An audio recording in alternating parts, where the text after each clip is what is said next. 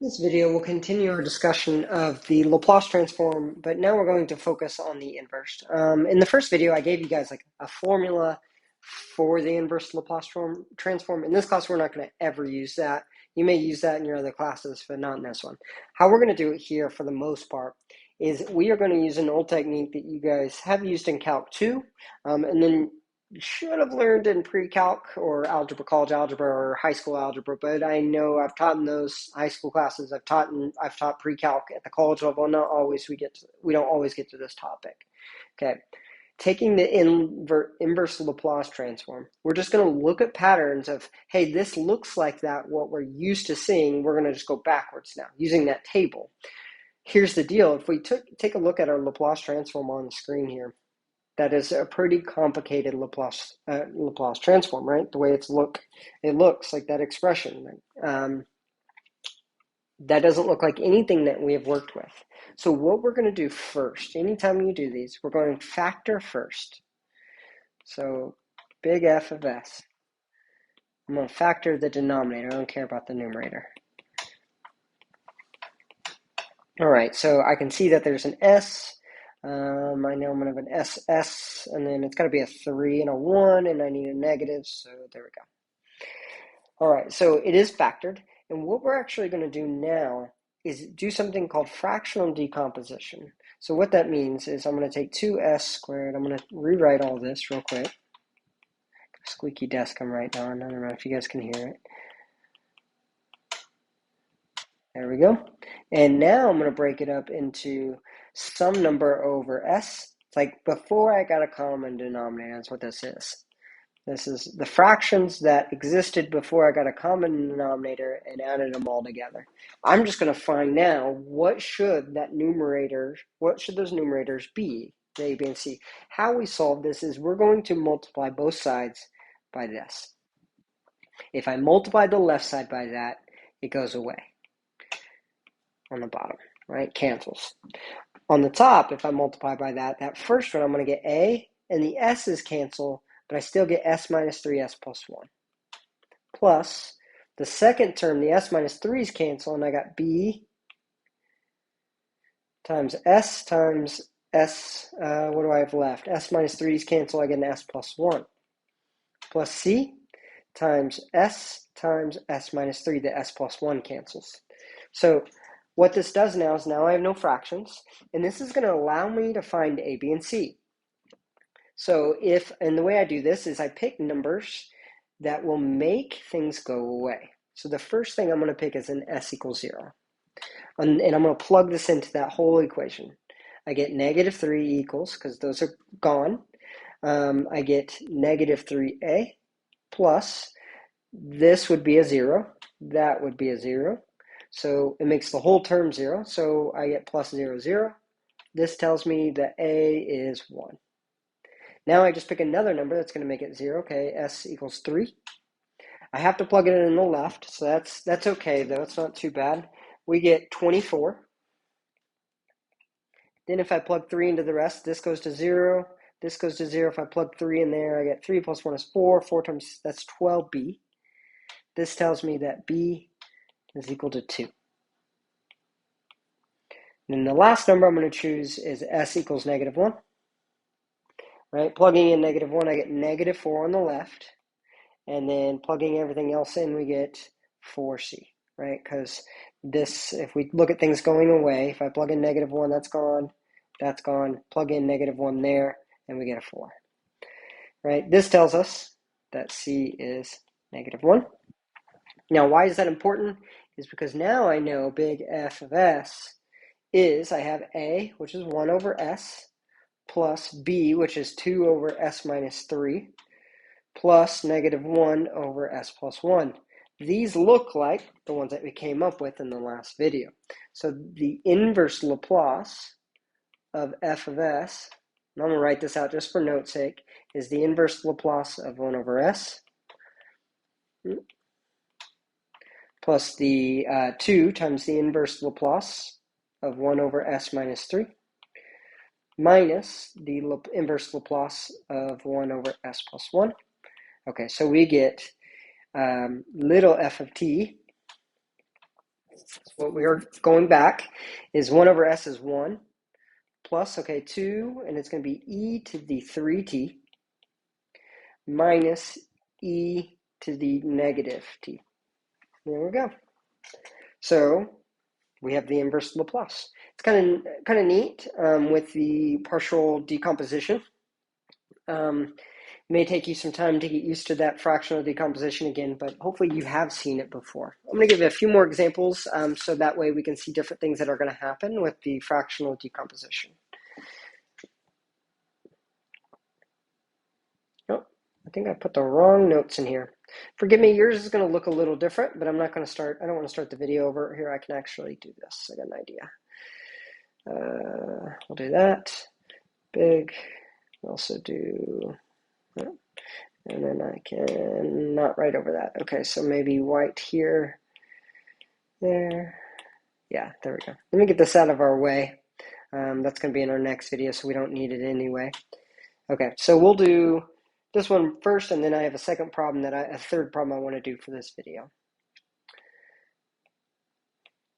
Okay, so we have that fraction. The first thing we're going to always want to do is factor if we can. So I got s cubed plus 2s squared plus 4s plus 8. I always try when I see four terms, factor by grouping, typically works out. If it requires factoring, I'm not going to have you guys do it any other way. Okay, so I got factor out s squared, then I get s plus 2, plus I can factor out a 4, which gives me an s plus 2, and that tells me that I get s squared plus 4 times s plus 2, factoring out the s plus 2. Okay, so I have s over s squared plus 4 times s plus 2. All right, how this works, I'm going to take care of the easy part first, a over s plus 2. Now the s squared, though, is going to get us something a little different. The s squared is going to get us a bs plus c. So if I go up again, like that has that square, if I go to a cube, I would have something along the lines of like this, right? Different letters because I've already used these, but that's what I would use. I would just go up in the polynomial sense. All right, now I multiply everything by the denominator on this side. Oh, that's a white. On this side. Okay, so we're multiplying by this. I get s equals, s plus 2's cancel, so I got a over s squared plus 4. Plus, okay, here the s squareds plus, those cancel, so I get bs plus c times s squared, that's gone, that canceled, s plus 2. All right, the easy one here is letting s equal negative 2. Gets us negative 2 equals, this is going to 0, and then over here we get 8a, which tells me that a is negative 1 over 4. All right. I need the other letters. It'd be really nice maybe if I let s equal 0 because that'll get rid of that b there. So let's try that. S equals 0. So I get 0 equals 4a plus s is 0, so we get 2c. Okay, I already know a, so that's negative 1, 4. So I get 0 equals negative 1 plus 2c, which tells me c is 1/2. Right? We still need b. Now we can pick anything we want really that just doesn't make b go away. I'm going to let s equal 1 because that's an easy one to plug in. So I get 1 equals 5a plus, okay, s is 1, so I get b, c is 1/2 times 3. Okay, so that gives me 1 equals, I also know a, so that's negative 5 over 4 plus 3b plus 3 over 2.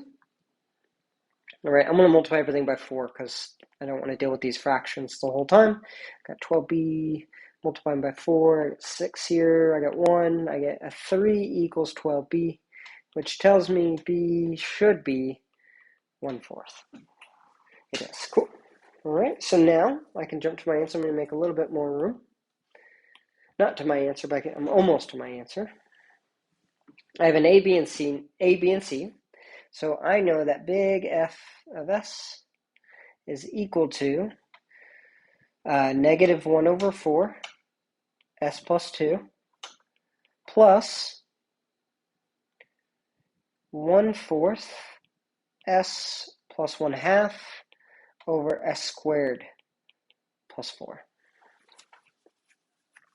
All right, so we're getting closer. That first one, we can definitely tell how it's going to work out. Now, the second one isn't totally obvious on what to do. I'm going to pull this negative 1/4 out times 1 over S plus 2, because that's what I'm going to end up doing anyway. And then what I'm going to do here is I'm going to break this down to 1/4 S over S squared plus 4 plus 1/2 over S squared plus 4. And hopefully maybe something lit up to here for you. I want to find F of t, which is the inverse Laplace of, let's go ahead and pull that fourth out. Negative 1/4, the inverse Laplace of 1 over S plus 2. Plus, I can pull that fourth out, and that is the inverse Laplace of S over S squared plus 4. And then the last thing, we have plus 1/2, which is the inverse Laplace of 1 over S squared plus 4.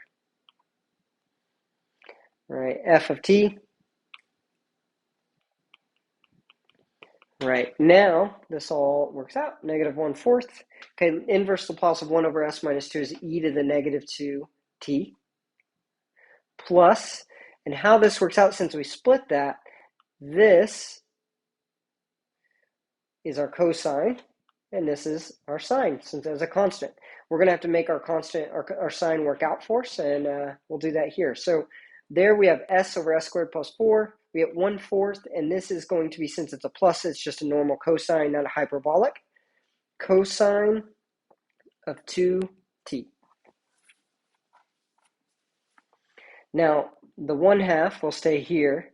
The problem is I have to introduce something up at the top to make it work. Up top, always it was k over S squared plus k squared, right? The k's on top, k being 2 in this case. So if I put a 2 there, I also got to put a 2 here, because those need to cancel each other to get me back to where I was before. It's very tempting there to let go of that half, but we don't want to do that. So this becomes a 4th, and then this just becomes sine of 2t. We had to put that 2 up there because the definition says this. It has to have a k above there. So that's why I introduced the 2 there, and I put a half out front to introduce, cancel out with that other 2. So there's our Laplace transform. These do take some work, that's for sure. I'm going to do one more example. Where'd it go?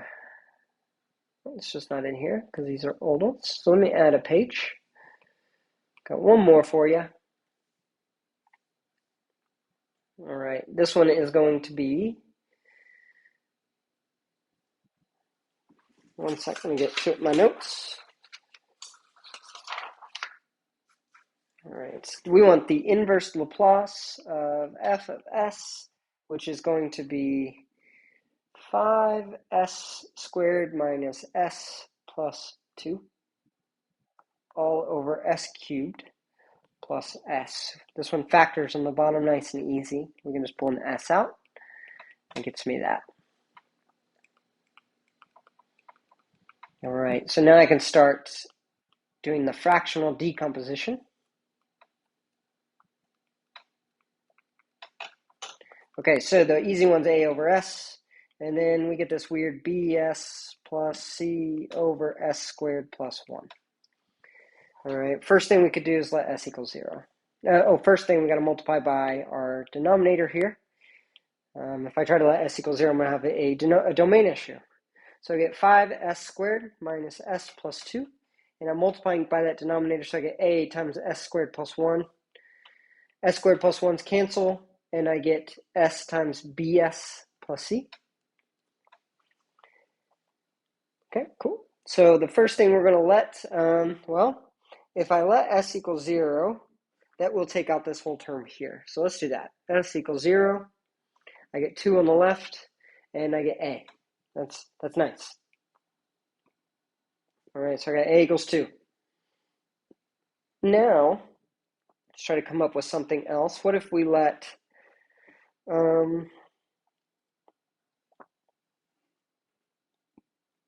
let's come up with some equations. We'll just pick random s's and work it out.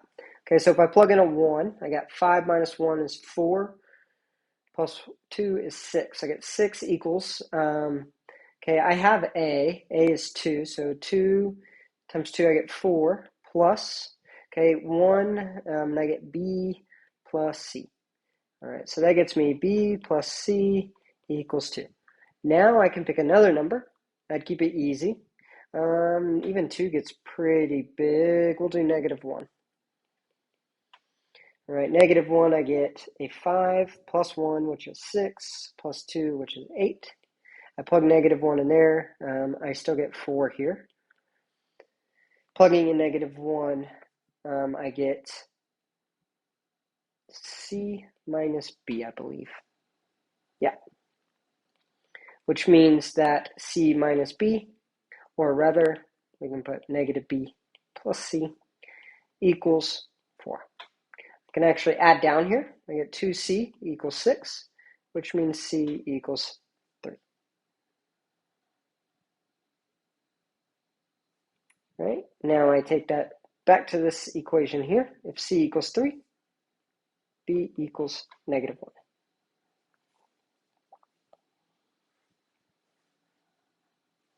All right, let me make sure I have this correct. The notes are giving me something different. Oh, it's because I set them up different. That is okay. Okay, so I got a negative 1 there. And I have A and I have a, do I have a B? I have a B and a C, perfect. Okay, so I have F of S is equal to 2 over S plus negative S plus 3 over S squared plus 1.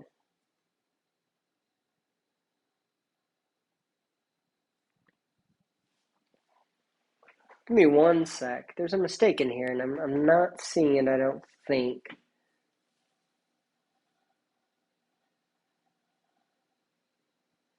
I think we're okay. Okay, so that's that.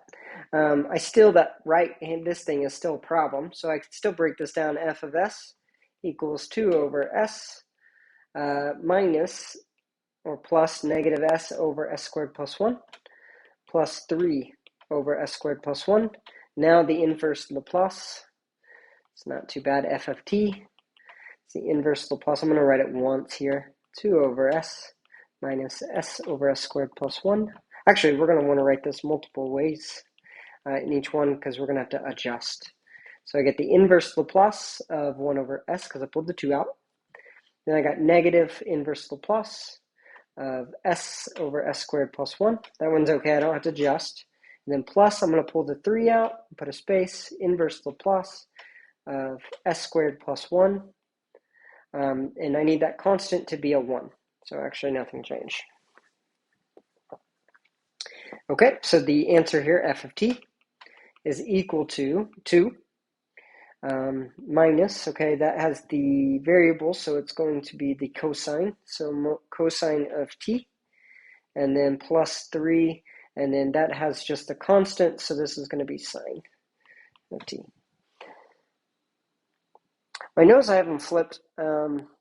Something happened along the way, but everything is fine here. Everything should work out.